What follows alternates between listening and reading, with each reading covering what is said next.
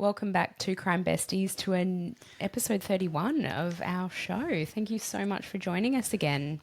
Oh, and I've got a new host, I think, with a new voice. I know, right? Apologies in advance. Me and my eldest son, we have both just copped the dreaded lurgy this last week, or a bit over a week now. Yeah. So we're just not feeling 100%, but, you know, got to soldier on for the sake of our Two Crime Besties. So apologies. Will get you going. Oh, absolutely. Sorry if you hear coughing in the background. I'll do my best to cover it up. No, you're all good. It's very sexy. Oh, it's quite deep actually, isn't it? This morning I woke up and I was like, oh my God, I'm going to have to call Meg and let her know we can't record tonight because it was 10 times worse than this. It was horrible. I was talking to my sister-in-law and she's like, oh my God, you sound terrible. I'm like, I don't feel bad anymore. No. I actually feel fine. That's always good. It sounds worse than it is. But Yeah. Yeah, you've really copped it. Yeah. Oh, we're fine. We're on the mend, so that's all that matters. How have you been this last week or so? Yeah, been good. Obviously getting to the tail end of the school holidays and everything, and some people are back at work, you know, those that don't do jobs like I do where we get all the holidays. Oh, we'll be back in holidays again another 10 weeks. It's all good. Unbelievable. But it's been good. No, I've been enjoying lots of down by the beach and stuff and hanging out and everything. We've had really good, fun holidays these holidays actually. We've really enjoyed it. Yeah. That's so good. Yeah, what about you? Well, yeah, we went away for a little bit and just camping, but we did that and we've been doing sort of day trip type stuff. Yeah. We've spent some time, my brother lives near the beach, so we spent some time down there. We haven't really done a huge amount because, as I said, it's been over a week that we've been unwell. So that's definitely kept us in the house and around the house. But I'm looking forward. We've got, a week and a half or so left of school holidays? Yeah, a week and a half left now, yep. So I'm really looking forward to doing a few fun things. I'm back at work, and I work 3 days. So I've got a couple of days a week extra where I can, do a few bits and bobs with the boys. But you were saying you went to this adventure... Yeah, Enchanted Adventure Park, I think it's called. I really want to go. Yeah, down by Arthur Seat. It was fantastic. I've been there before with my boys, but then this summer... Grandma's Christmas present to the kids, to all the grandkids, the 4 of them, were tickets to go there. So we had a really good day. It was fantastic. My sister-in-law and my mum and the 4 kids, we just had a really great day. Like, they were doing like this tree surfing thing. They go up in these really high, like I think one of them's like 10 metres off the ground, like tree climbing thing that it was amazing watching the kids do that, and they're so brave getting up there and doing it. It's incredible. And my youngest too is typically one that does not separate, let alone go and do high rope things. He's the kid where you go to a play center and his eyeballs like pop out of his head of like, that's cool, and then he goes and climbs up it but then can't get back down. But so I was like, terrified he was going to do that to me at this thing, and he was going to have to get somebody up there to try and get him down because he'd want me to go up and get him, but there ain't no freaking way that's happening. I ain't doing that. So but he did amazing. It was so good to see him get the confidence up to do that. Yeah, and they've got these big tube things that go down these grass that's cool. That hill sounds thing. Awesome. Oh my God, the amount of trips they went up and down that hill, I cannot believe. I know my sister-in-law was like, I think she did like 4 or 5 treks up the hill to go down. Do you have to carry kids. The tube with you? You've got to drag the tube too. Wow. And so it's an effort. Oh, big time. She said, look, they're not heavy, but it's a very steep hill, like that you've got to get them up. So it's pretty full on. Like she said, the backs of her legs were absolutely killing her. So so a bit of a she really put it out. She did good. But it was such a good day. Such a good Love day. It. All right. I feel like I'm going to try and fit that in before the kids go back to school. Highly recommend. Yeah. And I think we managed it to get there on the day it wasn't too busy too, which was because I think it could get pretty busy there. I bet. Yeah. Maybe I'll go. Our kids have a curriculum day for their first day of school. Maybe I'll go that day. Probably a really good day. You probably absolutely have the place to yourself. Yeah, that'd be cool. It's phenomenal. I might give that a go. Although just be careful of your kids there. One of them in particular. The most accident-prone child on the face of this earth. Yeah, I will. I'll be really careful. You can't. It's fine. I'll be like, make sure you're super harnessed in and we'll all Oh, be that's good. the thing. Up on the tree climb thing, they're fine because they are. They're literally harnessed in the entire time. Nothing can go wrong there. It's the risky playgrounds they've got around, which are they're awesome and it's good. Kids need that. Kids need absolutely. it. Yeah, so good. No, I highly recommend. The other thing I was going to tell the people is about how we are gluttons for punishment, maybe.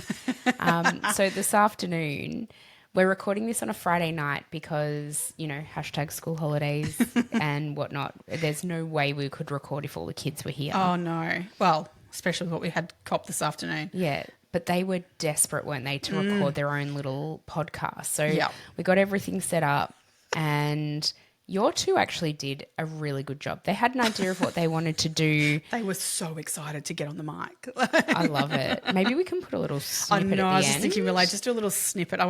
We won't put it. Oh, the torture of it.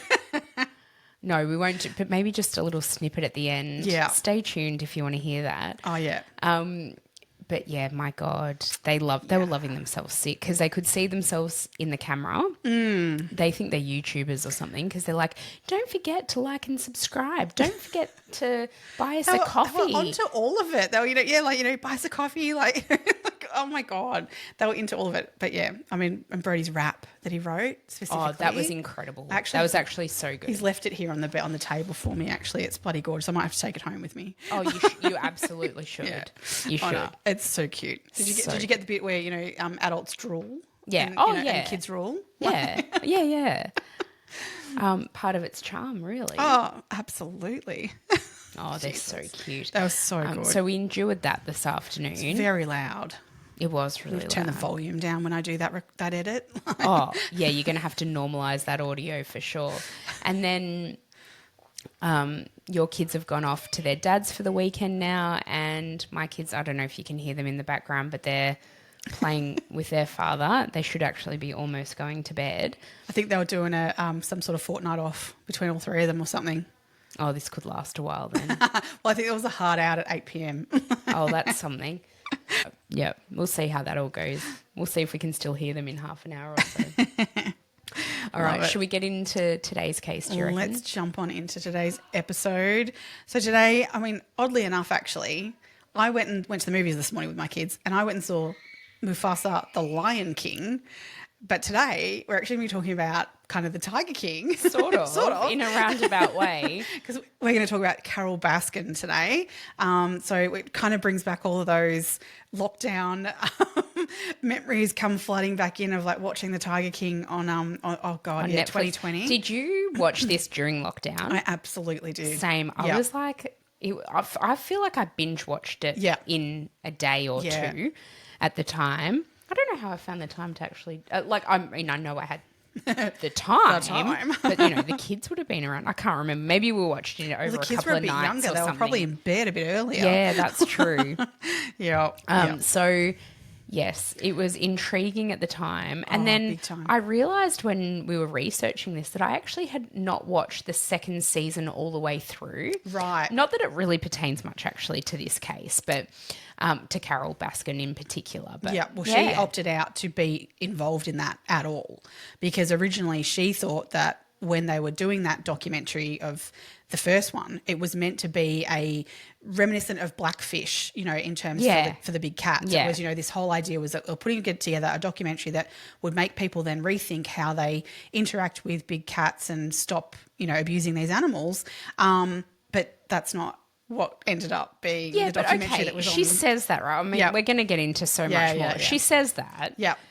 But yet she sat down and did these interviews and answered these questions that had sometimes nothing to really do with the cats. Yeah. So she has actively participated in, it's not like they've, I don't know. Yes and no. Inferred anything. Did you watch the Louis Theroux documentary? Because I feel like watching that, you kind of get a bit of a different side of what happened. That's true. And I think, to a degree, there were definitely questions she was asked that would have made you go, hey, what's that got to do with it? Yeah. But I guess in the big scheme of things, you kind of go, oh, they've got to edit stuff, I don't know. What maybe they managed, maybe the producers were bloody good at getting her to talk and she was maybe said things and then realised afterwards kind of going, hang on, wait.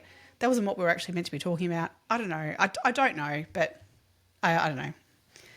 I'm a bit on the fence about what she actually thought it was going to be. But by the time that was aired and season 2 was going to be starting to be filmed, she was like, oh, no, I'm not going to be a part of it. For many reasons, I think. But well, yeah, many of those reasons we'll be talking about tonight. She, oh my goodness. Cool. I guess we better, like, we should start this with a bit of a, oh, hi, all your cool cats and kittens. She's so cringeworthy, isn't she? Yes. So she's released, we'll get to all of this, but she's released, like, she's got a YouTube channel and she's got, oh my God, she's done so many different media appearances over the years. Yes. Her demeanour, the way she dresses, the fucking flower crowns, I can't even. No, but it's that whole, it's a whole nother world. Yeah. Absolutely. I mean, I can't imagine I've got a very large dog, don't be wrong, but I can't imagine owning these wild animals. No. What draws people into that world to begin with? Because looking at what I could find, she wasn't drawn into it originally from a protective point of view. No. So she absolutely wasn't. I think she would say that she was, but it's very clear there's video footage of her encouraging people to have these animals and how to take on a wild animal. So it's certainly not where she really started from. No. So the Joe Exotics of the world, the Tiger King, and Carol Baskin, and then obviously in season 2 when you even more so get to know that Don Antle, was that his name? Doc Antle, sorry. Yeah. Oh my God. I mean, they're all very weird, different very weird. bunch it's of very people. Cult-like, the whole Very that much whole so. thing. Yeah. Yeah, it's very interesting. All right, let's get into it. I'm a bit excited. Let's get into it. Absolutely. So Carol Baskin, as we know her, was actually born Carol Stairs Jones. Stairs being her middle name was actually her mother's maiden name. Uh-huh. She was born on the 6th of June in 1961 to a very poor family. They weren't wealthy by any stretch of the imagination. They lived in a caravan park, in a trailer park, and her family were quite religious, and they were fundamental Christians, and they were, I mean, I guess they lived by a certain ruling because of that. Yeah. And it really was to the detriment of Carol in the end. At the age of 14, she was raped by 3 men at knife point. So these were 3 young teenagers as well, older than her, but still in their teens. And they lived in this trailer park with her, and they raped her at knife point.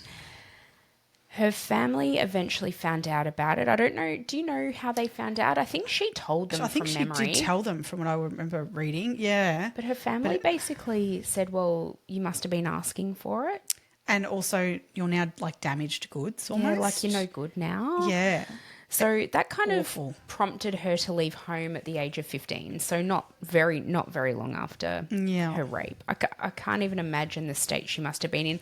I think in some ways this also informs her actions potentially, or knowing that now, I definitely look at her in a different way. Like you think these experiences during a really fundamental time of her life, like a very important time in her life, and the way her family didn't support her, that's transformative.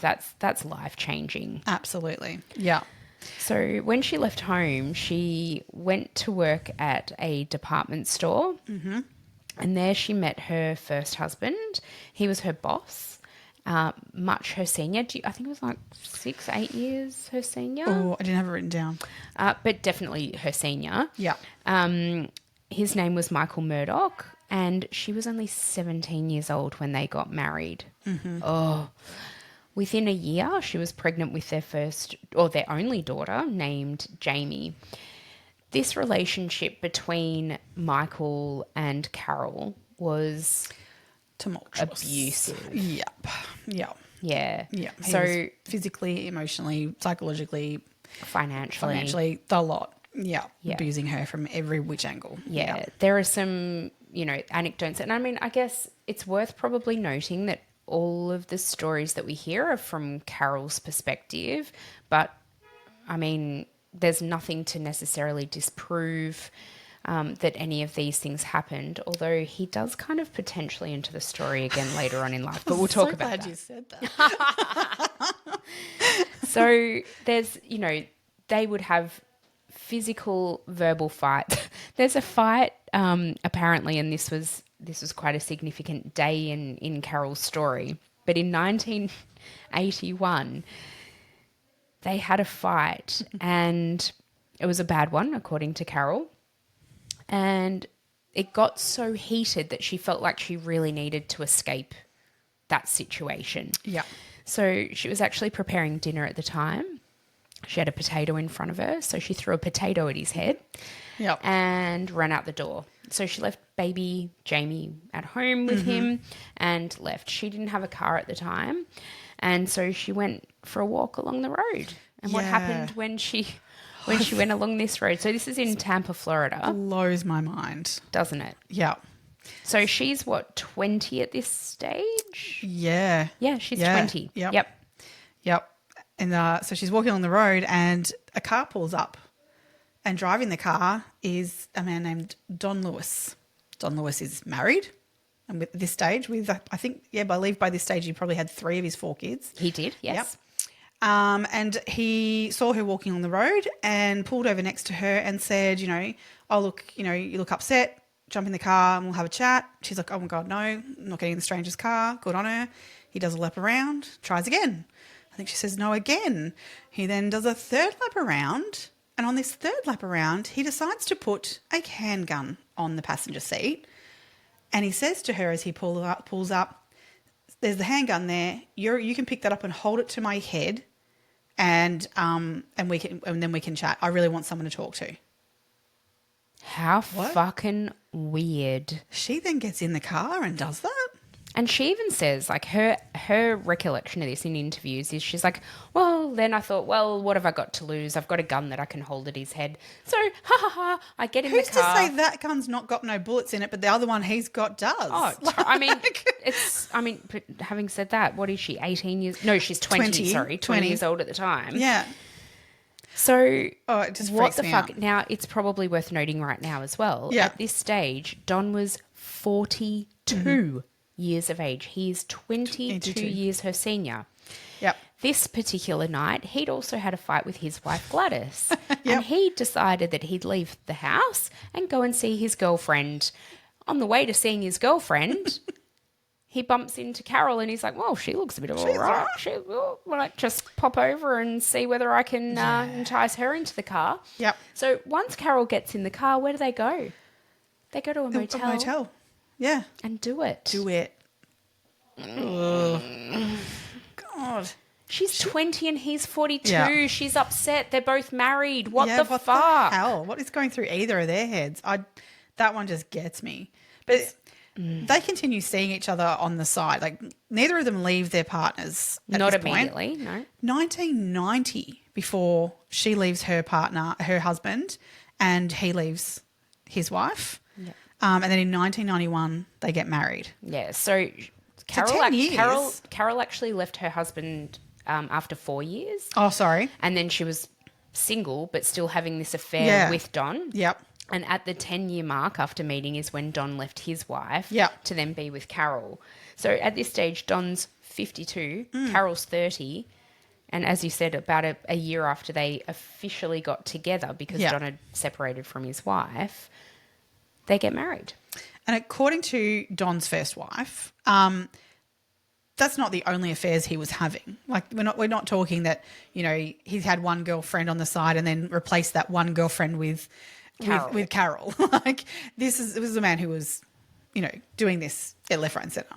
His wife, so Gladys, his first wife, actually said, I'm pretty sure there are at least 25 that I can count. Yeah. And that's that she knew of. Oh, man. Why did she stick around too, though? Because, she says she stuck around because she loved him so much. And every time she'd confront him about being with another woman, he'd repent. He'd be like, I'm so sorry, I'll never do it again. And she just kept going back to him. I mean, I think money probably played into it. I was going to say.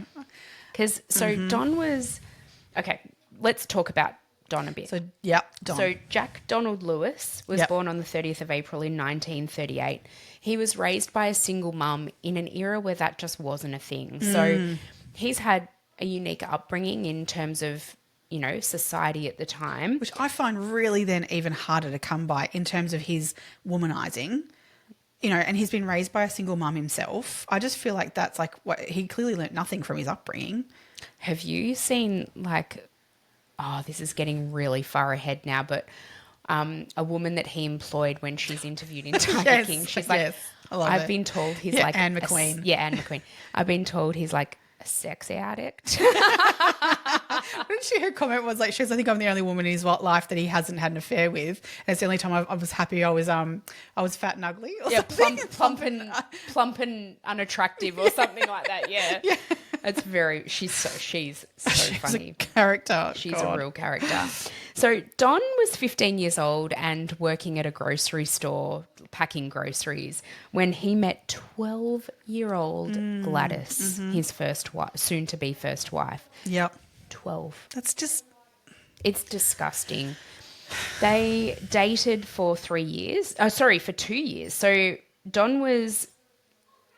Jack Donald Lewis, obviously he goes by Donald. Don was 17 when they got married. Gladys was 14, needed permission from their mums, who both were like, yeah, sure, get married at 17 and 14. Oh God, I just can't. Like what? I can't. You can't drive a car. Like, you can't. You're a child. Can you open a bank account even without parental? No, I don't think you can. I think you need to be 16 for all that. I mean, I know we're talking, 60s here, but still, that was fairly... Oh, that's ridiculous. It's just not right. It's really not right. Nah. They were married at 14 and 17. 11 months later, they had their first child. So Oh my Gladys God. would have been 15. Yeah, when she was pregnant. And no wonder, actually, now that makes sense, because I remember seeing like them in interviews, and I remember looking at them kind of, which one's the mum? Like, Yeah. you know, because they're not that far. There's Yeah, not well, much there's, age difference between 14 any of to them. 15 years between them. Her and her eldest. Like, Yeah. God, that's insane. And they do. They look like they could They be do. sisters. They all look, there's three women sitting there Yeah. in the interview. And I was kind of like, it took me like a few minutes to sort of work out which one was mum, you know. And, Yeah. Because, they're all very similar. Yep. Oh, God. Crazy. Mm-hmm. So after their first child, they went on to have 2 more girls, and then they had a son who they adopted. Yeah. A little bit later on. I couldn't find out too much about there's why not they really adopted him or whatever. Because at first I thought, was he looking for a bit of an heir, you know, to his stuff? But that didn't really seem to be the case either. There was, I don't know what the reasoning behind any of that was. But No, and I actually couldn't find any information about him or what he's doing or where he's been or anything like that. No. So Don obviously decided that he did not want to be poor. Yeah. And he was incredibly proactive in establishing himself. Kudos to him, because he was self-made in the end. Yep. Although the word that was used about him was a ruthless businessman. He was, you know, you did not stuff around with him. No. Yeah. But he was also supposedly had a bit of a Midas touch. Everything he did do just happened to make money, and it made no sense in a lot of ways. Sometimes. He made some odd decisions, but as you said, they worked out really well for him. Yeah. He bought 5 dump trucks. Yep. And he didn't even drive them. He just had people driving them for him. Yeah. He did drive a hauler, like a long distance truck in Tampa, Florida. On the side when he was driving these trucks, so he owned these 5 dump trucks. He was then driving this hauler. On the side of that, he also had a washing machine repair kind of side business where he'd take old, washing machines that didn't work, he'd fix them up and then he'd sell them. Yeah. Like, you can't imagine there'd be a huge amount of profit in that, but, you know, he was doing all this stuff. Yeah. He then progressed to used car sales.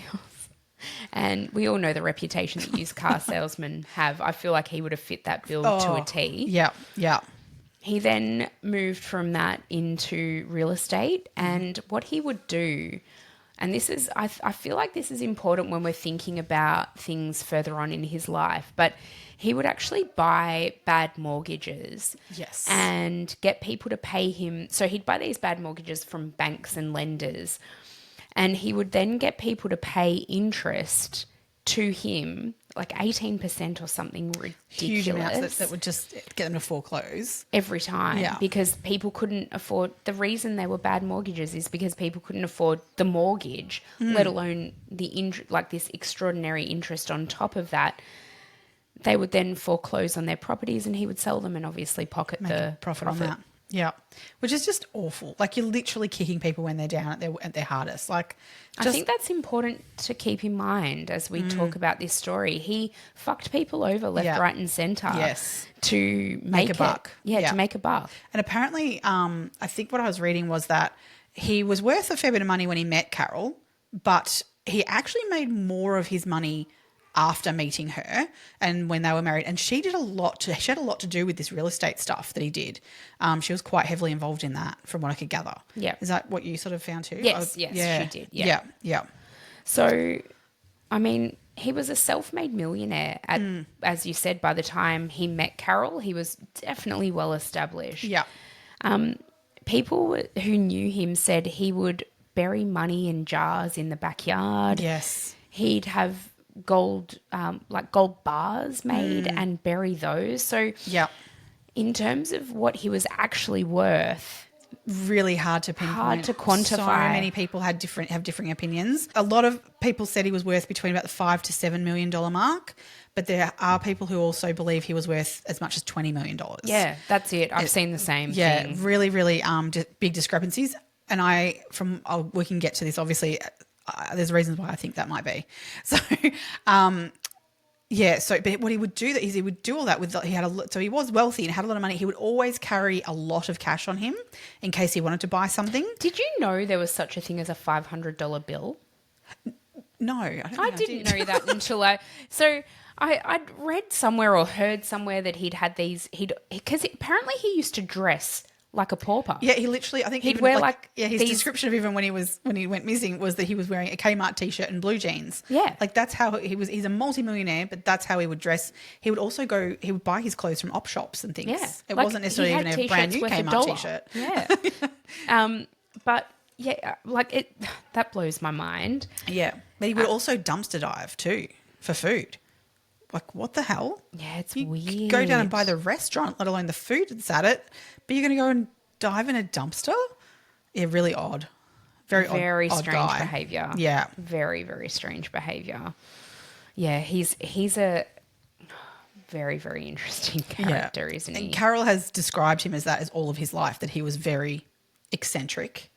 But then as time progressed, she has also, though, described him as potentially maybe developing something like Alzheimer's.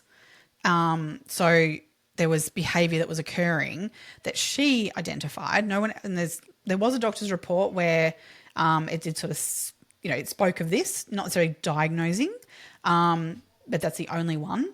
And she was the one who took him to that doctor. Exactly. So there was obviously... And she was in on that appointment. She was in on the appointment. So we have to sort of take this with a bit of a grain of salt. But she spoke about many things that he would do that were quite odd on top of his oddness.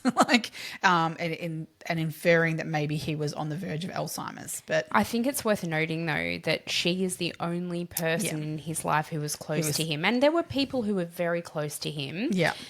She is the only one who says this. Yeah. Everyone else is like, nah, he was absolutely switched on. She said things like, oh, he would go dumpster diving and then forget where he was and didn't know how to get home, or, things like that. And everyone else who knew him had no experience of that whatsoever. Which, I mean, I don't know. I can see both perspectives of that maybe being true, but also not being true. So it's one of those ones where it's really hard to know. It is hard where to the truth on that one is. Absolutely. So as we were saying, Carol and Don got married in 1991, year after Don divorced from Gladys. They opened a wildlife rescue centre called Wildlife on Easy Street, just because they lived on Easy Street. Yeah, it was on Easy Street. Yep. Carol describes this time. So they were looking to set up a cat rescue. So at the time in the States, it was legal for people to have big cats as pets. Yeah. And the way that was facilitated was that the second a tiger cub or a baby cat, baby large cat, was born, it would be removed from its mother, because apparently if they'd had any time to bond with their mother, they would immediately become more aggressive, and obviously that was something that then humans Because couldn't they naturally want their mother? Yeah. Yep.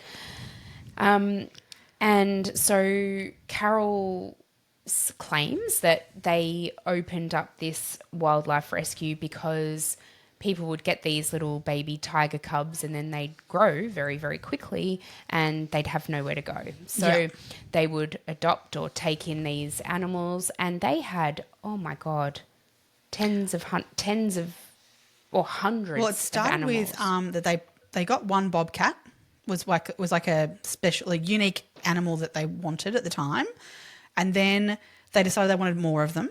So they were going to go and buy 6 more of these bobcats from this guy who had a litter. And it turned out that when they got there, that that this place was actually breeding them for to make fur for coats and things like that. These bobcats. So they were going to buy 6 of them, but the other 50 who were there were going to be used skinned, So apparently she turned around and said to Don, well, we can't take 6 of them and leave the rest of them here to be killed and die. That's awful. So they just bought all 56 of them. What the hell do you do with 56 bobcats? Did they even have the facilities at that time? I don't think so, no. I mean, this property, Wildlife on Easy Street, it was like 40 acres or something. It was a huge property. But it didn't, at the start, definitely, it did not have the infrastructure to accommodate all of these animals. Well, let's just say, they shouldn't be living in cages anyway. No, they're wild animals. Awful. And I think there was a bit of argy-bargy between Carol and Don, because Don actually wanted to start breeding them for the purposes of then selling them, because he was, I'm going to use the word entrepreneur, but he was obviously fiscally motivated. Yeah. And he saw what he could make out of them. And that's what he wanted to do. Whereas Carol at this time was then shifting more into protective. Yeah. Wildlife rescue type work. Yeah, absolutely. Yeah, so they ended up with, countless numbers of these big cats. It's extraordinary how many there are in America. There's more in America than there are in the wild in their natural habitat. That's insane. Bizarre. In the Tiger King documentary, did you find it absolutely fucking weird? The whole thing? Well, the whole thing's weird. But, so when they've got this Wildlife on Easy Street, which they then named Big Cat Rescue later on down the track. Yeah. And in order to run such a large operation, they need volunteers, or they need people. They should be fucking paying these people, honestly. Well, but this is the thing. They cost money to feed these cats, doesn't it? It's a vicious cycle. How do you then have? My dog costs a lot of money to feed, and he's one. It's one. Yeah. How are you feeding hundreds of these animals without volunteers? I guess, and raising money in some way. Then do you think it's the fucking weirdest thing you've ever seen, the way the hierarchy of the volunteers works? Bloody oath. So what they do is they come in, look, do not quote me on the colours of their shirts because I didn't write it down, but they come in and they say a light blue shirt, right? Mm-hmm. And so if you're a light blue shirt, you're a shit kicker. You've done less than a year's worth of volunteering. And some of these people volunteer for 50 or 60 hours a week. Yeah. Yeah. It's insane. They're drawn to this wanting to be with, not so much cause. I think it's, look, I'm an animal lover. I do get on a degree of people going, oh my God, the opportunity to be in their presence and be with them. I actually do understand that. Okay. Yeah, I was that kid. I would have volunteered for something like this at 16, 17. I would totally have done that. I was that kid. But yeah, so I do get it, but then it's taking that for an advantage of that passion for someone, and then for the wrong reasons. And then everyone's then striving to get the next colour T-shirt and the next colour T-shirt, and to the detriment of their own lives. Some of them are I live on a camper trailer just over there because that way I can, get into work a bit earlier and be here longer. And Carol goes past and she's like, oh, well, I don't even know who you are. Yeah. And then she's like, oh, I only know the ones who've been here 5+ years and who've invested 1,000+ hours or something like that. Yeah. I'm like, what the fuck? Yeah. And then on the other extreme of that is like Joe Exotic's one, where they live out of the Walmart truck, living and eating the food that's meant to be delivered to feed the animals. They pick over that is first so disgusting. to eat. So Joe Exotic gets the used meat. So any meat that's like returned to Walmart or like people have taken it on a shelf and then been like at the cash register being like, nah, don't want it. Or It doesn't used get by put date back. has happened to have clicked. Like That gets stored, and I think Walmart would deliver it once a week or something. And it was meant for the cats. because they still the tigers handle food that's maybe a little bit out of date. Yeah. Joe Exotic would make his staff pick through what was there and eat the meat. That's what they would cook up and eat for themselves first. Like, I heard a rumor as well. I don't know if this was in the documentary or not, but that they would then use that food also in the restaurant that was on site. I know that's true. Is it yes, true? That's true. Yeah. Oh my God. Yeah. I mean, I wouldn't eat it at an establishment like that anyway. But still, seriously. I mean, it looks so fucking filthy, that place. Oh, this is it. None of it. As I said to you, there's a zoo a bit similar to this here in Australia. Oh, yeah. Tell us about that. We can't name it, can we? No, maybe don't name No, it. don't name but it. you've been to a similar. Yeah. Well, maybe not to the extreme of Not this. quite to this extreme, and I don't know how their volunteer system is like or whatever, but it still blows my mind that it's nowhere near. We don't have this similar sorts of thing going here in Australia, and that's why I think this one stood out to me so obviously of like, this is Tiger King-esque, but nowhere near to that level. Yeah, yeah. But different, very different, yeah. You were saying you and your mum still laugh to this day about that place. Oh, you just mentioned it to my mum and just like, it was the plastic chair in with the cats. They were lions and there was a plastic chair sitting there going, someone come and have their lunch in here or something? Like, it was What really the weird. hell? It was really weird. Just have a tiger back up and sit on it or something. So Don absolutely loved Costa Rica. Yeah. Had an affinity for Costa Rica. Yep. He wanted to move all of their animals down from the big cat rescue. Well, he had a girlfriend down there too. Well, he did. Of course he did. He wanted to move all of the animals down there and start a zoo. One thing I did find really gross that I read about was the fact that he'd go down to Costa Rica more often if Carol was menstruating. Are you fucking kidding me? No, I'm not. Yeah. That is so disgusting. Yeah. So what? She had her period and So he'd fuck off to down Costa there. Rica. Yeah. What if his girlfriend had a period? Well, obviously they weren't allowed to align. That is so fucked. I did not know that. Yeah. That's disgusting. Isn't that gross? God, he's so gross. Yeah. While Don was down in Costa Rica, especially sort of in the early days of the, Easy Street rescue, Carol would have a vet come in and spay the animals while he was down there and not tell him about it because he was still Wanting to breed them, Yeah. establish this zoo, make money from it.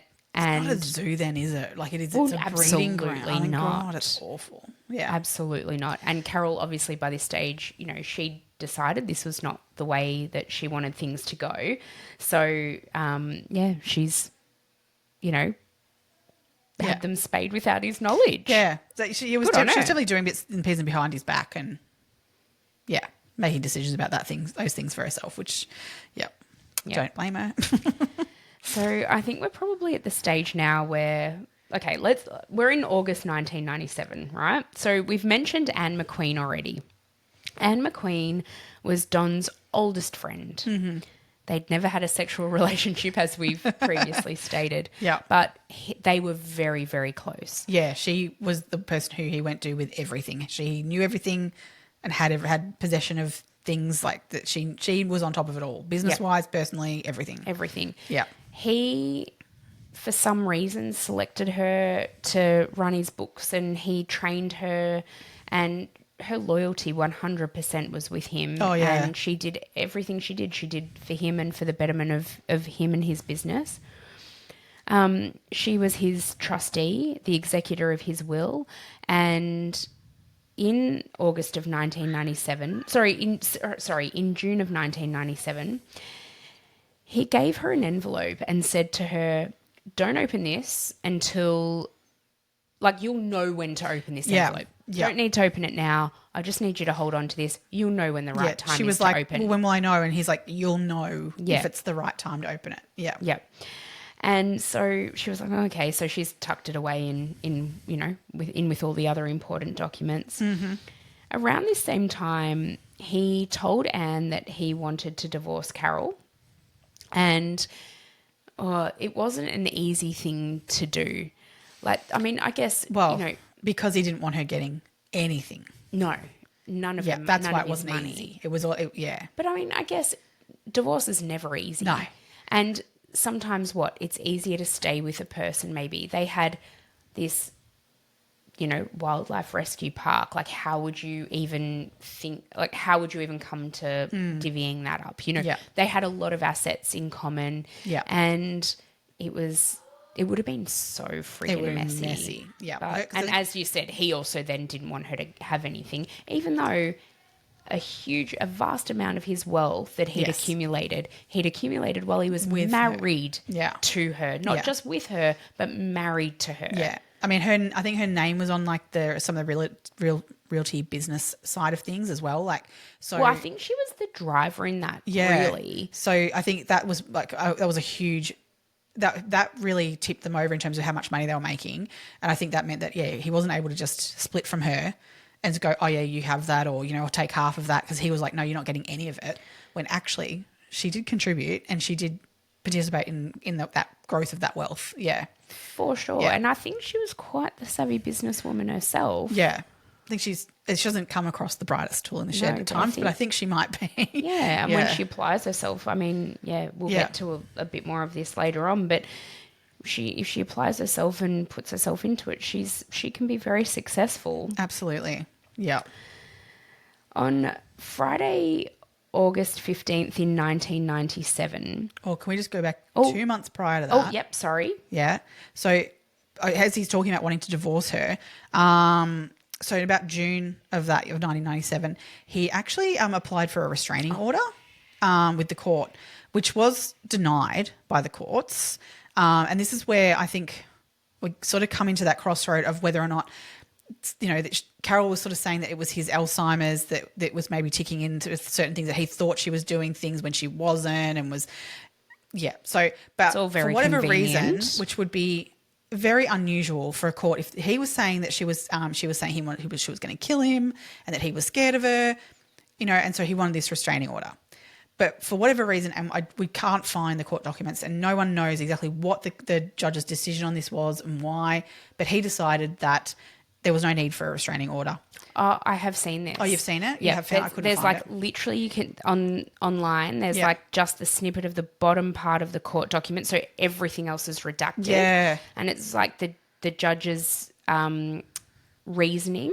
Yeah, and it was lack of evidence. Yes. Yeah. Yeah, because he sort of what the inference of like that was apparently is that her just saying, oh, I want to kill you, doesn't actually mean that she's going to kill him. Like, there need to be actual evidence. As Don's lawyer says, he's like, we've got free speech. So you can say you're going to kill someone, but that doesn't mean you're going to kill them. So you can't actually be persecuted for that. Yeah, that's it.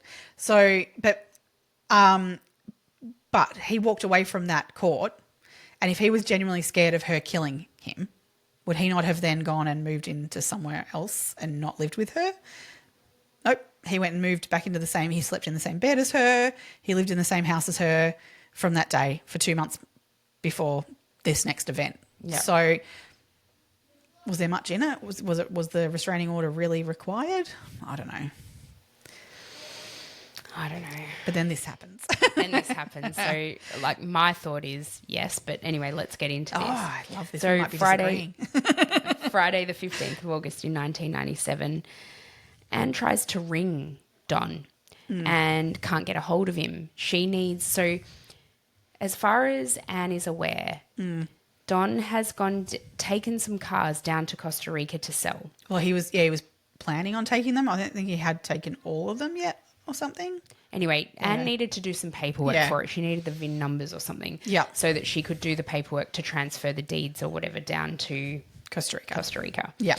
And this had been done many, many times before. So Don knew that he needed to provide this information to Anne at some point, but she hadn't received it from him. She tried calling him. If he ever didn't answer her calls, he would then always call back or make contact with her in some way. Yeah. She didn't get any response from him for a couple of days. So on the Sunday, she calls Carole and she's like, I'm trying to get a hold of Don. Where is he? And Carole's like, well, I actually haven't seen him since yesterday. Was it? I think the last time she saw him was the 17th. Yeah, so I haven't seen him since yesterday. And Carole says to Anne, do you think I should call the police? And Anne's like, yeah, you think? Like, if he's missing, yeah. If you haven't seen him either, call the police. So Carole kind of has to then call the police. Yeah, so she reports him missing on the 19th of August. Yeah, sorry. So she says that she last saw him on the morning of the 18th. She reported him missing at 1:30 p.m. on the 19th. Yeah. Yeah. And they're basically saying that the disappearance date is August 18th. Yeah. The last known actual physically seen sighted him other than Carole is the 17th of August. Yeah. And I don't know that Carol's actually even said that she has seen him physically. She's only spoken to him maybe on the phone. No, she saw him. She said she saw him. So on the morning of the 18th, this is what she claims happened. Yep. She's left home at 3:00 in the morning. That's right. Sorry. To go and get milk byproduct for the cats. I don't even know what milk byproduct is, but whatever. Milk byproduct from the cats from a supermarket. What supermarket's selling that at 3 a.m. in the morning? Fucking weird. Yeah. And I actually don't know. I couldn't find anything to see whether this was a normal pattern of behaviour for her. So I don't actually know whether she went at 3:00 every Monday morning. That's when you went and go pick that up. I don't know. Yeah. On the way home from this supposed trip to the supermarket, her car breaks down. Yes. And a sheriff's car pulls in to sort of help her or see what's going on. And one of the sheriffs is actually her brother. And anyway, whatever transpired, the other sheriff actually drove her home. I don't know whether her brother was helping her sort out her car, not sure. And she claims that morning at 6 a.m., so this sheriff's deputy has dropped her back at her property somewhere around a little after 3 a.m. Yep. She claims that she saw Don at 6 a.m. and he was supposedly leaving for Costa Rica in this car hauler. Yeah. So he was meant to drop off some real estate signs to his lawyer's office. Yep. At about approximately 6 a.m. Yep. Which they did. They were dropped off, but no one saw him do that. No. But I think you might be right. She's seen him before he's left the house, but he wasn't seen physically being the person drop off the signs. Yes. But they were dropped off. So no one else saw Don other than Carole on that date. Yes. So we've got no proof of what her interaction was or anything like that. Yeah, only her word that she saw him that morning because no one else did. Yep. And she claims when she's interviewed by police and when she's interviewed by every media outlet, and you will see this if you watch Tiger King, you will see it if you watch any Carol Baskin, anything that has to do with Don Lewis. Yeah. She claims that he said to her, yes, I've got to leave early. Yeah. And she kind of like rolls her eyes when she says that, like, early. Like, and I just look at that and I'm like, the behavior to me is weird. Yeah, there's a real like when you hear it when she gets interviewed about Don, and majority of those interviews that I've seen of her being interviewed about that is beyond 2000, of stuff. That there's a real over talking about it, like over it kind of attitude from her that comes across, and I don't know whether that's a personality trait of hers, because we don't know this person, or whether she is genuinely exasperated about talking about it. It's like it doesn't come across well for her. No, not at all. Not at all. It's really weird. Yeah. Apparently Don told Carole to get Kenny, who was like a... He was like a handyman. Like a handyman, farmhand kind of... Did all the odds and ends of like run errands all the time. Yeah, for he was an Don, employee of anything theirs. anything that Don needed doing, Kenny was the man. Yep. To get the truck ready to leave early to Costa Rica the next day. Yeah.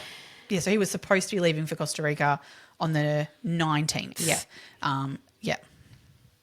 Yes. So bizarre. So, yeah. At this point, Don's missing. Mm-hmm. And Anne's like, oh, I think this might be the time for me to open this envelope. Yeah. And that's when Anne discovers that Don had applied for the restraining order was contained within that envelope. So this definitely arose Anne's suspicions, didn't it? Because although she and Don were very close and Anne had a particular knowledge of their relationship and that things weren't great, but she did not know that Don had applied for this restraining order against Carole. I think she obviously she knew that there was divorce on the cards, but didn't know that Don was feeling that he was unsafe by any means. Yeah. And what Anne read in that documentation was that Don felt like Carole was going to kill him. Yeah. He mentioned several times that she'd made two particular threats that were quite pointed. And he also mentioned the fact that she had access to a revolver and that he couldn't find his own revolver. His own revolver had got his own, not revolver, he had a different kind of gun. I don't know guns. He had a different kind of gun that had gone he didn't know where it was. It had gone missing. Yeah. Interesting. Very interesting. Yeah. So the police are like, all right, we've got this missing person. The two people closest to him really are Carole and Anne. So let's dive deep. Let's see where this leads. And excuse me. Anne was incredibly cooperative. She did a polygraph. She answered every single question. She allowed them to search her house, her car, anything they wanted. She was a completely open book. Carole did not cooperate. No. Which the polygraph, I mean, so yeah, as she says to this day, like, I mean, it looks on the surface like she's not cooperating, and just about the polygraph, I'm okay with, because as she has stated, after the fact and everything, like that was the instruction from her lawyer, was to not do the polygraph. 100%. Now, the thing is, you shouldn't do a polygraph because they're not admissible in court. And if she's just had her husband go missing. You don't know where she's at and what's going on and like what's, body wise in terms of your reaction to a very stressful situation. Something may come up on that isn't showing truth of like, whether or not you're telling lies about whether or not you've killed your husband. So you don't want that being recorded in some way. And then used against you. Like, so I do agree that, okay. But there's other aspects of this that she didn't participate in as she should have. Well, she also did things that were so friggin' questionable. Yeah. A week after he disappeared, she emptied Don's office and took literally everything out of it. Yeah. So this is also the office that Anne worked in. Yep. So I have another theory in all of this though. Yep. Okay, tell me in a sec. But she cut off the water and power to this building a week after he disappeared. Mm-hmm. For all she knew, he was in Costa Rica and was coming back. Yeah. Yep. Go on. What's your theory?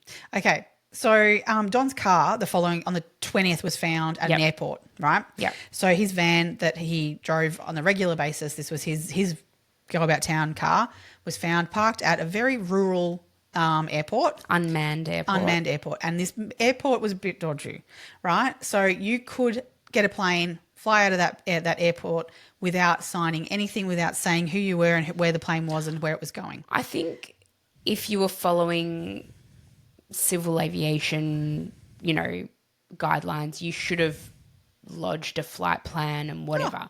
But you could easily just not. Yeah. Because there's no one there actually tracking you or knowing what you do. And they were just like, there wasn't even a hangar there. There were just planes lined up on the side of the runway. Yeah.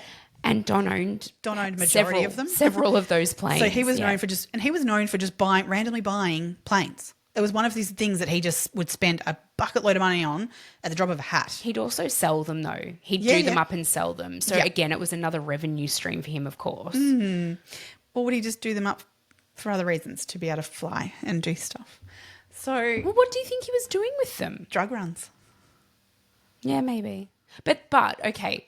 So the biggest plane that they had at that airport, which he had access to, in order to get that plane to Costa Rica, would need it 4 doesn't- refueling. Doesn't have to go to Costa Rica. Where's it going? Well, so this is the thing. Okay, so he owned not just planes at that airport. He owned many, many, many planes, right? And he bought and sold them as well. So I think this is my theory. This is my theory that I am most in love with. I've got many. I have many, but this is my most, I think, theory of what has gone on here. Yeah. Is that you literally, to get to Costa Rica, you have to island hop, like fuel-wise and things, right? So, and you're not going to take one plane and do that with the drugs and keep it in one plane. Like there's this whole, you watch a movie called American Made and you can find out how they do all this, right? So what my thought is that he has loaded up his plane ready to go and pick up drugs from a point potentially, right? Not necessarily going all the way to Costa Rica or, anywhere else. Like, so he's potentially just flying, doing that first hop to collect or to drop off or whatever. So yeah, because he would have gone to go to Costa Rica. Yeah, he flew out of a completely different airport on a completely different plane. So he wasn't doing the flight to Costa Rica from there. According to according to Anne, every time he went to Costa Rica, he flew commercial out of Miami. Yeah, exactly. So he's going down to Miami, via Miami to Costa Rica on commercial.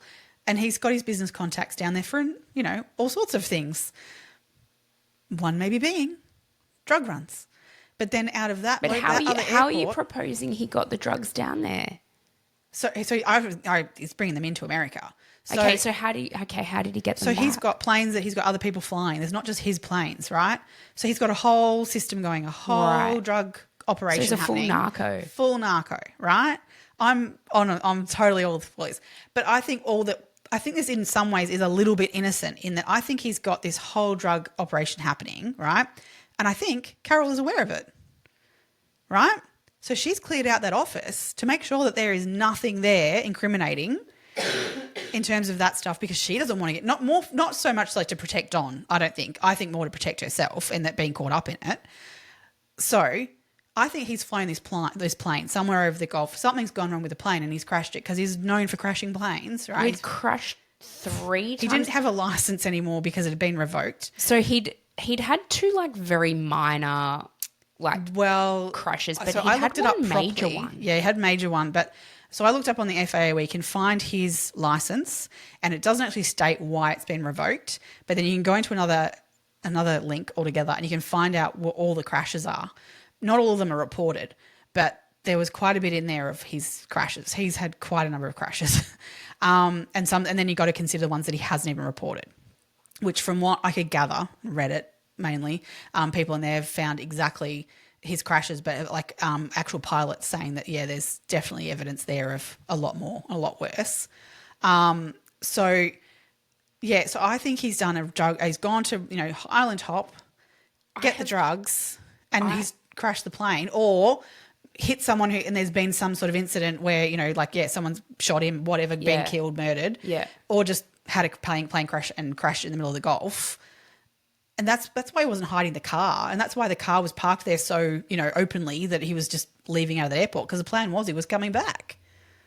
Oh, crazy. I like this theory because the other thing I was just thinking is, and this ties into the fact that Carole knows about it all, is that she also had her pilot's license. Yes. And the other thing is, I think less than 12 months before Don disappeared, yes, she also became a master parachute packer. Yes. Mm-hmm. What the fuck? Out of nowhere. Since when has she parachuted? She never has. No. Officially. No. So why would she need to become a master parachute packer? And why did she need her pilot's license? Start the drug runs. And then I'm loving this Then they had theory. other people that were doing it instead, and so she didn't have to. So she wasn't using it. But she had the ability to fly a plane. Because that's another theory I have is that, she flew the plane and dropped him off somewhere over the Gulf or whatever. But I honestly don't know that. I'm not convinced that she actually murdered Don. That's the drug run one is my favourite theory. I do think that that's more like, and when you think of the picture of who he was as a person, I would not put it past a person of that character to go, make $1 million out of doing this. Done. Couldn't care less about the legalities of it. Yeah. The thing that when Carole talks about his flying and she proposes that what might have happened to Don is that he's gone in a plane and he's tried to fly to Costa Rica and something's happened to his plane over the Gulf of Mexico, right? This is a theory that Carol puts out there. And she's like, because he knew how to fly under the radar. That's all he did. She's I know, adamantly but there said is that. no flying under the radar. There is no such thing. If you're flying above sea level, you're not flying under the radar. You there weren't can't fly under towers the and radar. stuff at certain points. Yeah, I think that they wouldn't be picked up on the tower. I think you can be picked up almost anywhere if you're flying. If you're above the ocean, I think, or above sea level. You just don't ping. Like it doesn't pop up on their little on their little radars. I don't know that that's I need true. to ask Peter. I need to ask Peter. I should have spoken to him about this before Yeah. we recorded. I'm pretty sure that is a thing that you can fly low. You fly low and you can avoid I being actually picked don't up. think that's a thing unless you're like flying very close to like mountains or something. Yeah. Yeah. I don't know. Don't know. But anyway, that just, I don't know, that sounded real sus to me. Yeah. But no, that was definitely, I mean, yeah, if he's, doesn't sound like he was the greatest pilot on earth. No. And so I think that innocently in that respect, I actually think he's had a plane crash and died. I mean, we just haven't found the body in the plane wreckage. Which I guess, if he's flying over the Gulf of Mexico, God. chances are And where would you even start when the plane wasn't registered as even leaving that airport? Yeah. You know, Yeah. you don't know where the flight path was. You don't know which island he was going to, so you wouldn't even know where to start to look anyway. Yeah, or on the other end of that flight, something's gone on with the transfer over of the drugs, and he's gotten killed in a interaction there.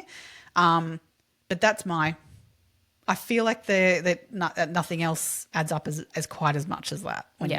But although, all right, let's now talk about Don's will. Yes, and so powers of attorney. That's so the now stuff that I go, also, what? this is a bit of a spanner in that theory, in a way. In a way. Although I could actually, there are probably plausible reasons for this as well, if we're going down that path. Yeah. But Anne, being the executor and trustee, the will that she knew was written in one way. Yeah. And then obviously the office is cleared out, and in the office was the will and powers of attorney for Don. Mm-hmm. Carol then presents the will to the family and to the attorney, and it's not the one that Anne was privy to. No. And it had some really weird wording to it. Yes, it does. But then so the weird wording that we're talking about is it uses the word, if I happen to disappear. It says, in the case of my disappearance, Carol gets everything. Yeah. So, yeah, it's a very weird wording to use, particularly in the circumstances of like who knows they're going to disappear. In the case of my death, in the case of my disability, whatever. Yeah, but disappearance? No, not too many people want to predict their disappearance. And not many people disappear. Yeah. No.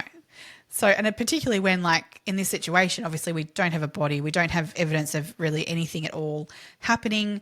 He has disappeared. So, yeah.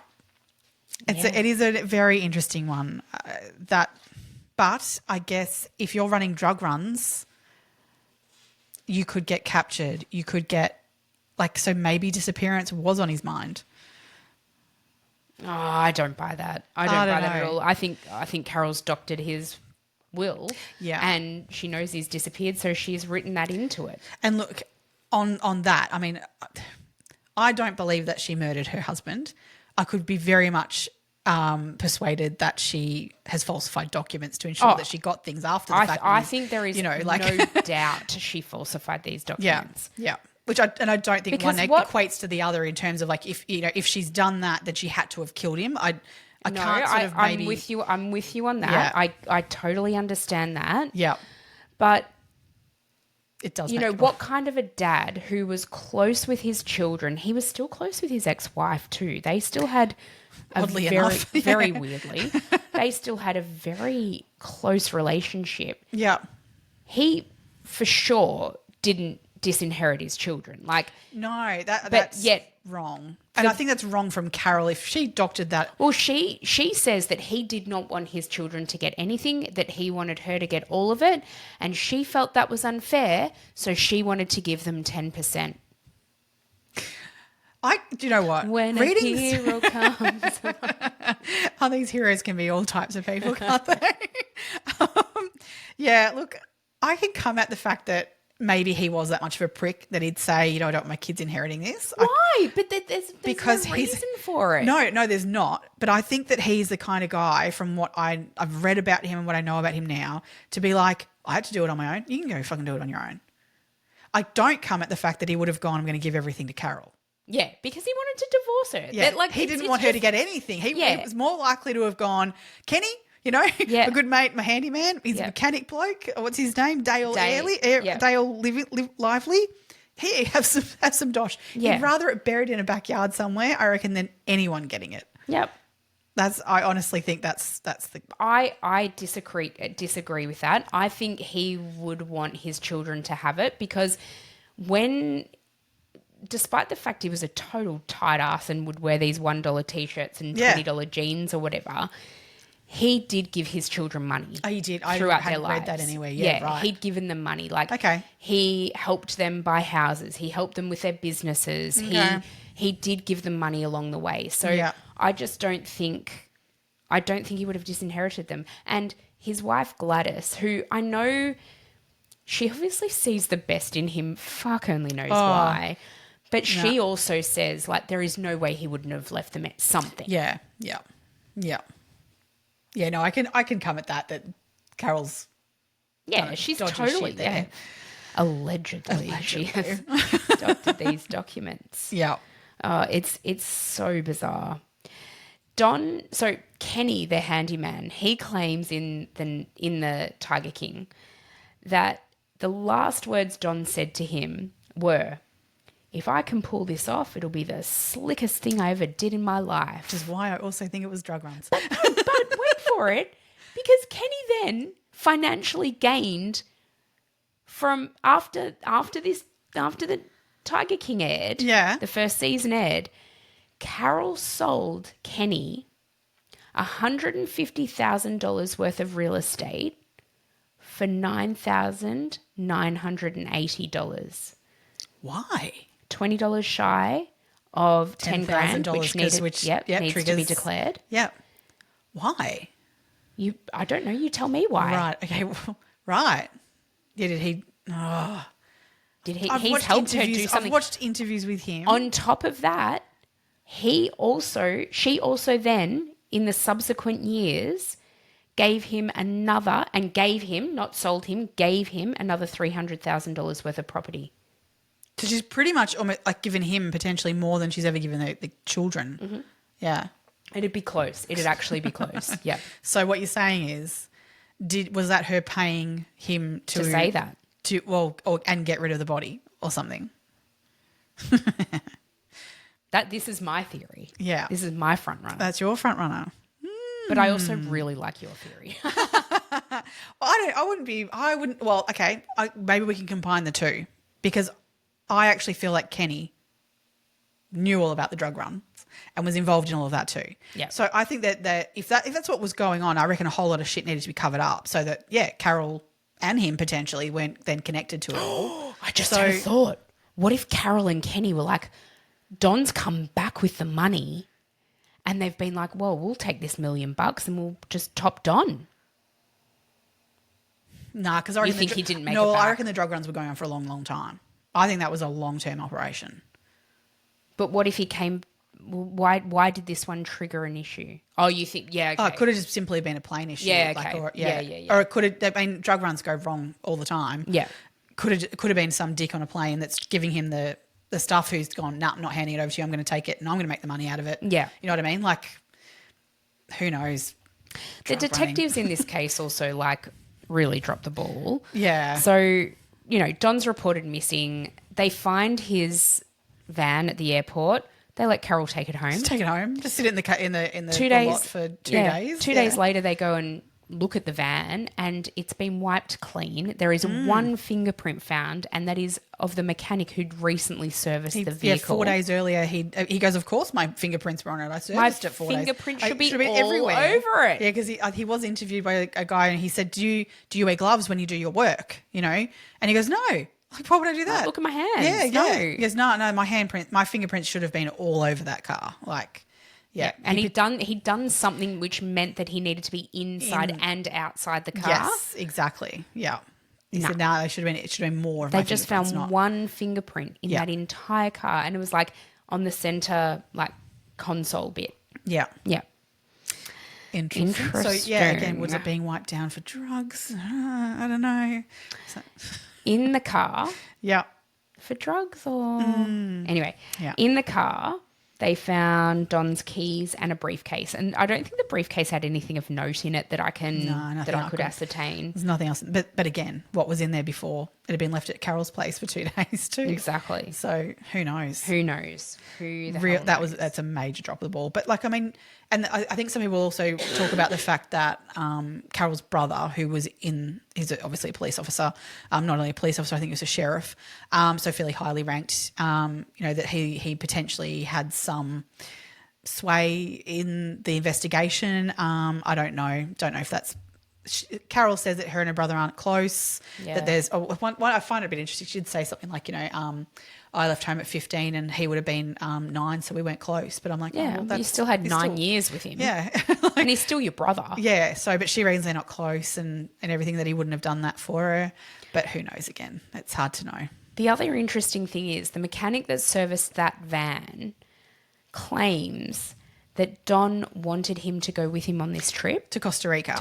Which it tells me like 100% he was expecting to come back from this trip. Yeah. Like, because I know there's obviously in the second Tiger King, they talked about the fact that, Don's alive and well in Costa Rica. Yeah. There's absolutely nothing that No supports evidence, that. no. None whatsoever. That the letter that you kind of see a picture of in the documentary has been proven to not be It was just doctored, It was fabricated. It's fabricated.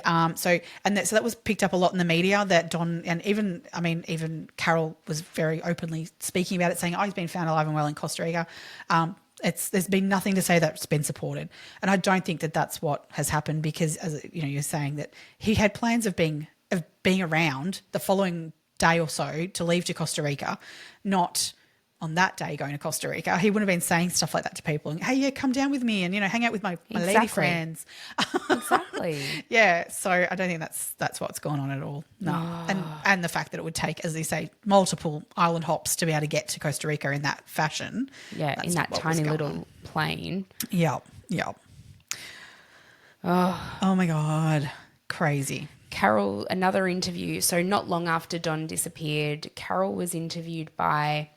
I think I wrote down it's a news show called Hard Copy, apparently. Yep. Mm-hmm. And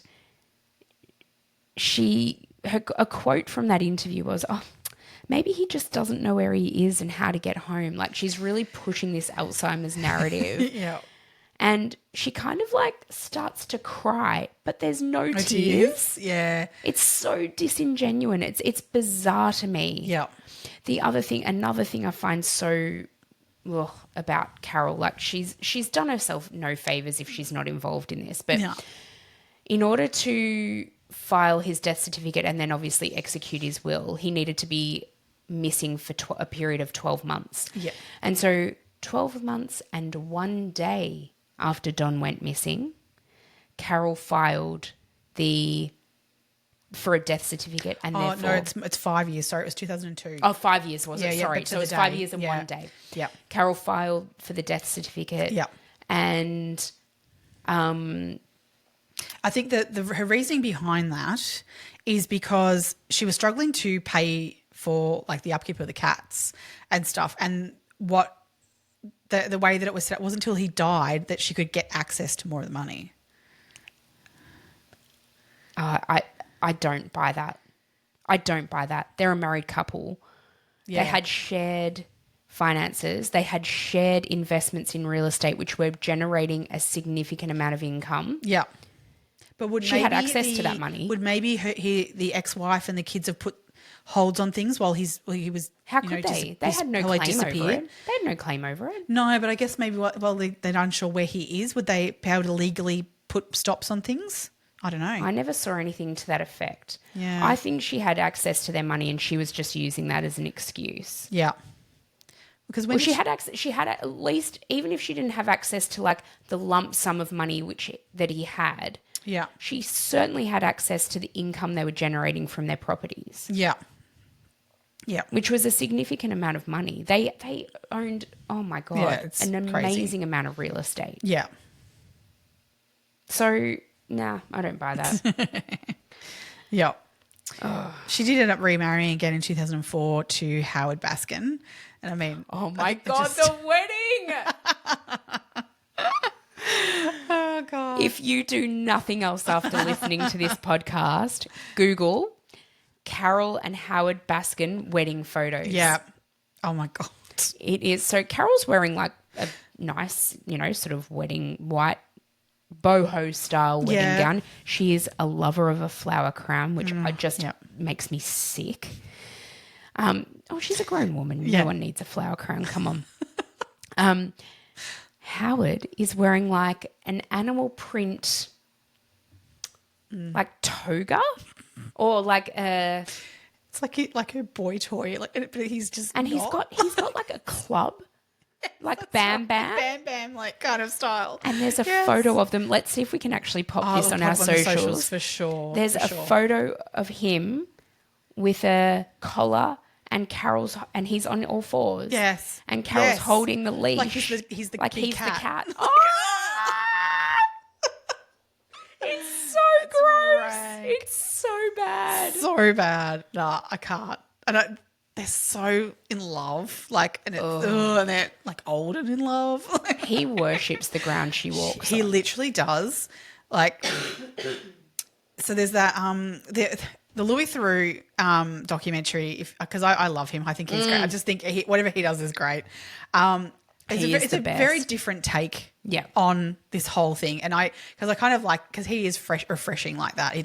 It's not dramatized at all. He tells it as it is, and so and I think with that in place, you kind of do see who Carol is and who Howard are for a little bit more real. Agreed. And so there's a scene where he's interviewing them, and he does go to ask a question about Don, and Howard like, but he barks up a bit, like sort of, like protective and stuff. And Louis sort of turns out, he's very protective of you, isn't he? Like, but it's like real false at the same time. Like, it's weird because he's like weaker than her. Oh, 100%. Like he's the subordinate in that relationship. Like she dominates him. Something shocking. I'm sure he loves it in the bedroom. Oh, gross. Oh. I did read somewhere or hear somewhere that someone referred to Carol as a bit of a wildcat in the sack. Oh God. I'm like, oh, gross. Oh, she probably is. I'm sure. Well, I mean, it sounds like she's done some stuff. Oh, yuck. So, but yeah, I thought that same thing in that interview with Louis Theroux. I'm like, he was trying to look all big and tough. Missed the fucking mark. Oh my God. It just made him look really pathetic.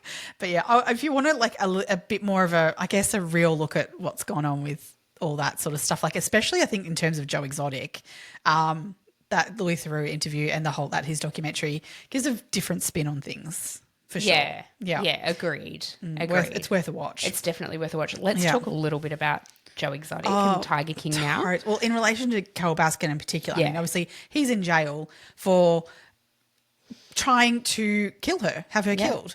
And I think you watch the Tiger King series and you sort of go, well, yeah, should he be in jail? You don't want him to be in jail because you like him. Like, he's charismatic. He's very charismatic and, well, shall we say, maybe a bit narcissistic. Yeah, you think? There's so many things that are problematic with him that I think Louis Theroux even said at the end of his interview, he goes, I'm really so disappointed in myself because I like him. Yeah. But yeah, there's so much more to him that I dislike. One, the fact that his husbands have all been 19 when he's met them. And then become massively drug addict. They're massive drug addicts, and that he has literally then he's created them to be drug addicts. I mean, you look at that, particularly that Travis. You see him at the very beginning of like him arriving at the park, and then you see him a few years down the track. Yeah. And like the difference in him, I mean, just his facial features and things like that, and his demeanour. Clearly, he arrived as a bit. He was described as a pothead. Well, that's a big way. I mean, being a pothead is a long way between pothead and crack What addict. you see him, yeah, which is what he is at the end. Yeah, it's and so sad. Oh, that's tragic. Yeah. That's really hard. Yeah, agreed. Yeah. I mean, my belief is that Joe Exotic belongs in jail for a number of reasons, not just what he did with Carol. Agreed. And he is where he needs to be, and that's all worked out the way he needs to. But God, he's a character. Oh God, yeah. He created a song. So he hates Carol. Yeah. Hates her beyond measure. Yeah. Obviously, he wants her dead. Like, he had YouTube channels dedicated to, like, he'd read her diaries, which were fabricated, and he just, like, everything he did, he had, like, he'd hang likenesses of her, like, as in hang them to, like, with a noose. Yeah. To, like, kill them. Yeah. Like, he did some really, really weird and really fucked odd up shit. Yeah. But he also wrote a song about it. Oh, God, yeah. It's called Here Kitty Kitty.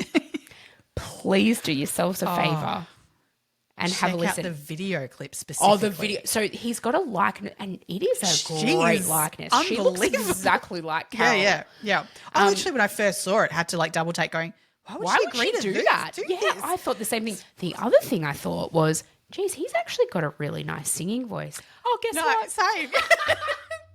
It's not him. He paid someone else. Yeah. Or whoever he paid. You've got a beautiful singing voice. I worked it out as the episodes go along with Tiger King, and you hear different songs that he's released, right? Yeah. I think it was about the third or fourth song. I'm kind of going, geez, yeah, he's got a good voice. Yeah. And I went, but you know what?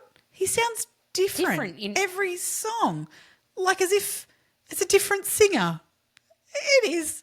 Yeah, like every song's a different person singing. Yeah, he didn't even get the same person. He's the same person like Beyonce does. Yeah. Don't you dare. Okay, so I'm just going to read out my favourite verse from the song. I'm not going to sing it because, my throat. Whatever. She was a rich woman. She had rich taste. She felt the blood running through her veins. She liked the life she had. She loved her big cats and the beauty of being untamed. Well, everything was fine, just as sweet as wine, but her husband went and disappeared. But then it got a little crazy, got a little hazy, and the cops said there's something wrong here. Oh, here, kitty kitty, Mama's got some treats for you.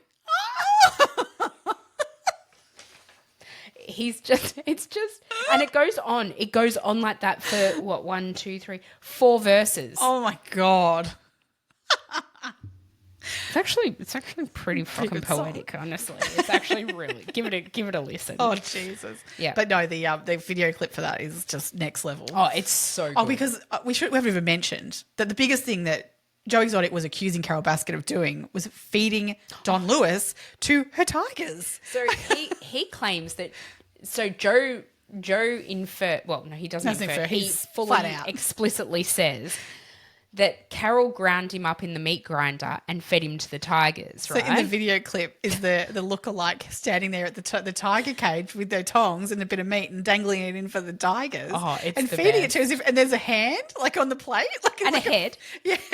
It's so funny. It's so fun. You've got to watch it. Like, you wouldn't even believe that somebody would put something like this out. It's actually so good. And then not think they'd get sued or something. God.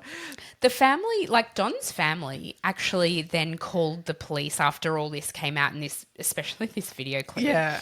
And they were like, well, we want that meat grinder DNA tested. Yes. We want to know whether Dad has gone through it or not. Yeah. The police were like, yeah, we're not doing that. No, there's not enough evidence to support well, that. apparently, I know in the documentary, Joe says a tiger's stomach is so acidic that they can swallow like a chicken whole and there's nothing, like no bones will come out the other end kind of stuff. But a chicken is a little bit different to human bones. There's some rather large bones in a human that you'd have to still get rid of, and there's no evidence of those. No. Joe's other theory was that she buried him under a septic tank. Yeah. And that's sort of been a bit debunked as well, that septic tank, one, either didn't exist, which I think they've proven it does exist, but it was actually put in before Don went missing. Yeah. So, his was... two theories really don't hold a lot of water. But no, they don't. But, yeah, he was very adamant that she fed him to the I actually tigers. I had a bit of a chuckle to myself, though, because Carol talks about Joe Exotic's theory of her putting Don's body through the meat grinder in the Tiger King documentary. Yeah. And she says, she's like, I couldn't even fit my hand in there. And she's like fitting her hand in there. Yeah. And I'm like, this is reminiscent of bloody OJ and the glove. Trying to put his hand. Trying to get his hand in the glove. It doesn't fit. I'm like, oh, your hand's in there. It looks like it actually fits to me. So, that's just a throwback to another episode. If you haven't listened to it, go back and listen to our OJ Simpson two-parter. Oh, gosh. Oh, yeah, there's so much in that documentary that you could go over forever and a day on the stuff in that.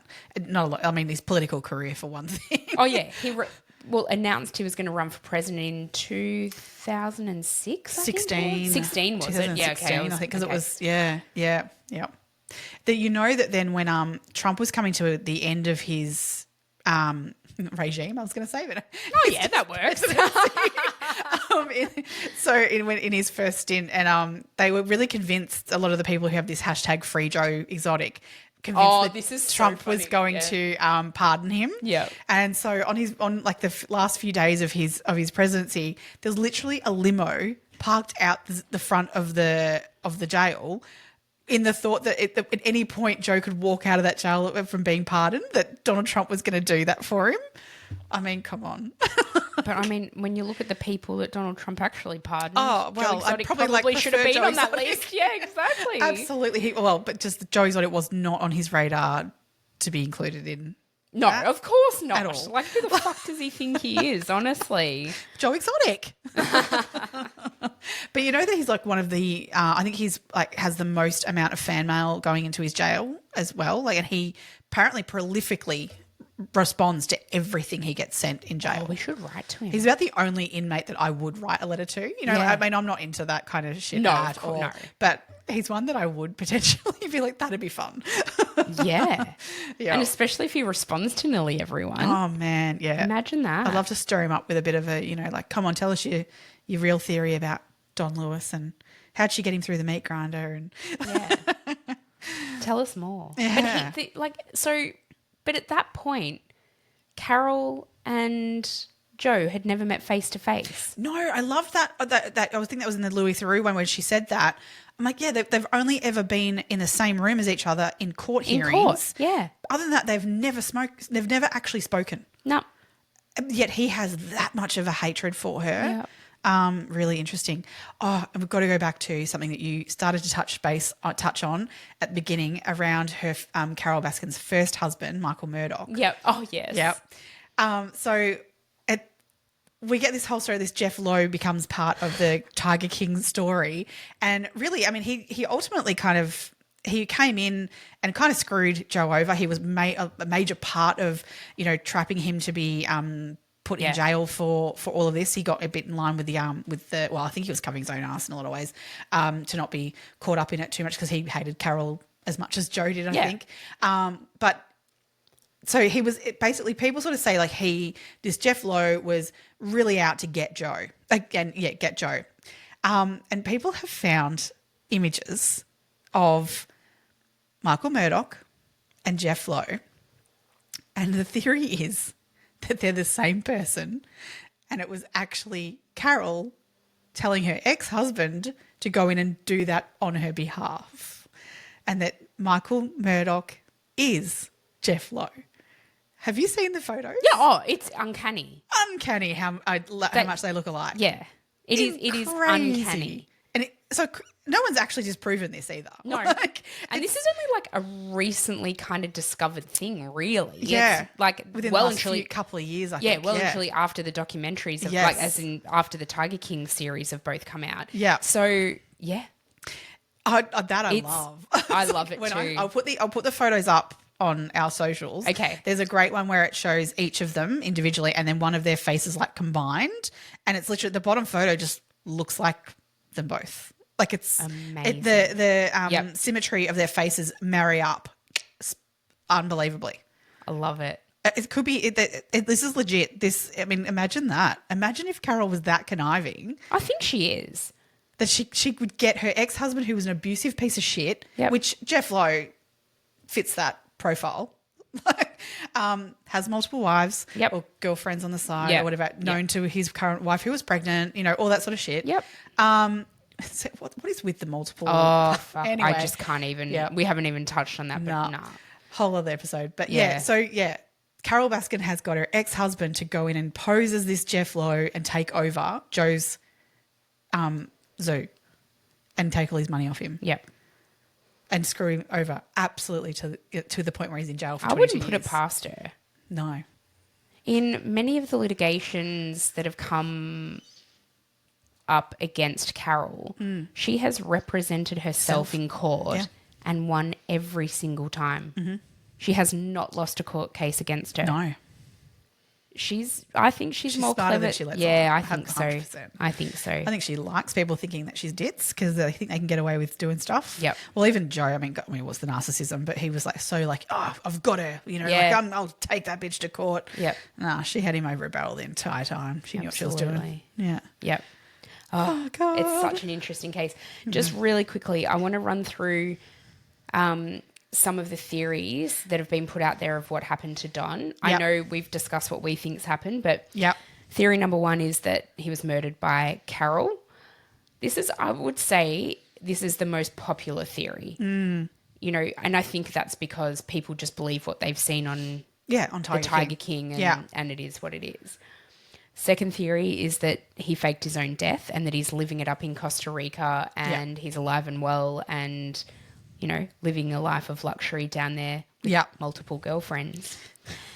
Another theory is that he was either abducted or murdered by criminals because of potential illicit activities and business ventures that he was involved in. Yep. Here in the States, I mean, that's, Yep. Yeah.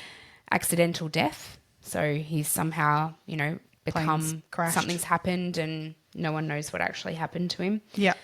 Foul play by a family member because he had screwed over family members in the past. So he had, I don't know if it was siblings or aunties or uncles or cousins or someone who needed money, were destitute, and he just refused to help them out. Right. So but then to what gain? I just don't see that that's, feasible. Yeah. And then there has been, a few noted sightings of him in Costa Rica, which people then believe, and that sort of bolsters the theory that he is living there. But he's a pretty everyday man kind of looking person, if you know what I mean. There was nothing outstanding about him. I think a number of people would look the same as him. Yeah. Agreed. Yep. And then I'm loving your theory. I honestly, I mean, as much as yes, I agree in many things in that Carol is not a saint. No. By any means. She's culpable, if not of his murder, then of lots of other things.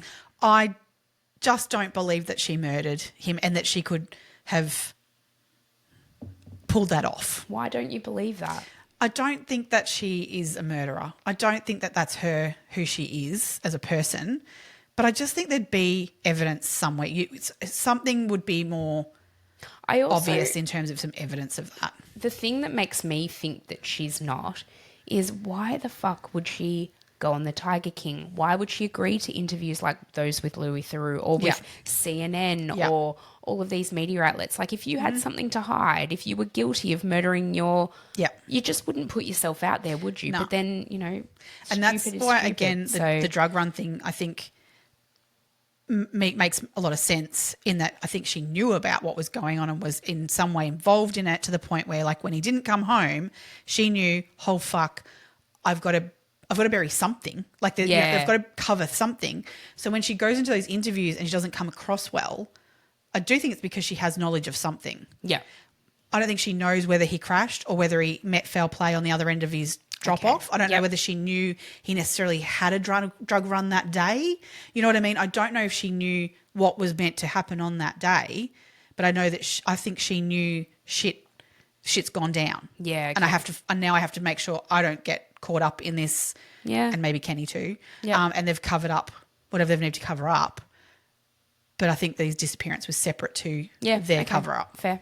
Yep. That's why I think that actually makes sense, because there's no evidence whatsoever of his body, of anything like that. So I just think there'd be some sort of evidence that we would be able to find if she did murder him. Yep.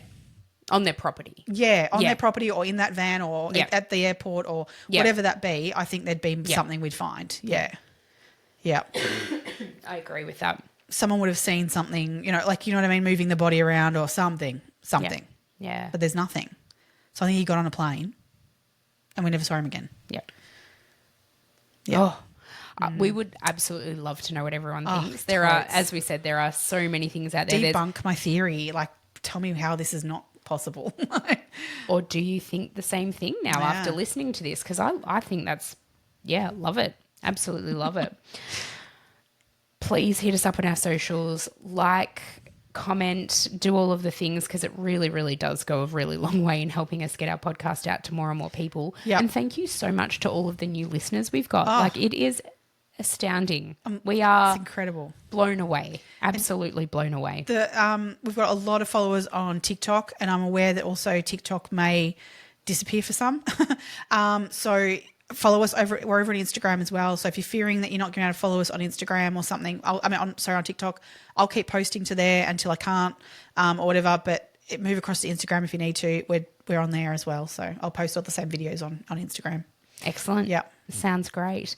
Now, next week, we are going to be covering a case that involves our favourite detective, Ron Iddles. Oh, yay. In his first ever homicide case. Yes. So this is the case of Maria James. It is, oh my God, it's a tragic, tragic case, but really it's an Australian case, so we're bringing it back, a little more local into Melbourne. Yeah. And I'm really looking forward to researching this one. Yeah, this is the one that's, I think, haunts Ron to this day, that this is like his one that he hasn't solved. Yeah, I mean, his clear rate's well over 95%, I believe, and this being his first ever homicide case and it's not solved is, we've got a lot to discuss next week. Absolutely, we do. There's a lot of, there's theories, etc. on that one too that we'll go into. Yeah.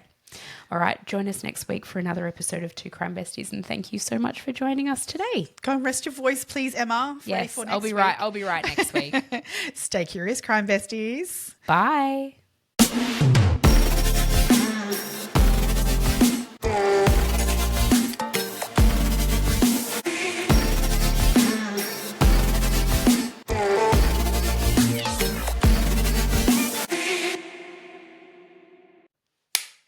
This is the Four Crime Besties spectacular episode. The kids are the one ruling the show. Kids rule, grown-ups rule. Kids are super cool, making grown-ups look like a fool. Because this is the Four Crime Besties. Good job, Brody. I'm Oliver and I'm 10 years old. And I'm his brother Lucas, and I'm 8 years old. And we're kids of True Crime Bestie Emma. I'm Mason. I'm 9 years old and I like sombreros. As you can see, it's very clear. I'm Brody. I love basketball. I love Steph Curry. And together we are Meg for the Two Crime Besties. Yeah. Sick. So, Also, he's 7 years old. Yeah. How dare you forget Brody? Wait. We will be exploring the crime of A serial killer. Also, that is spelled with a C, not an S. Yes. This That's cereal. cereal. Nutrigrade. Yeah, But that Nutrigrade's very concerning. Alright, It's in a brick. Also, the culprit is actually not known yet. It is a very tough mystery.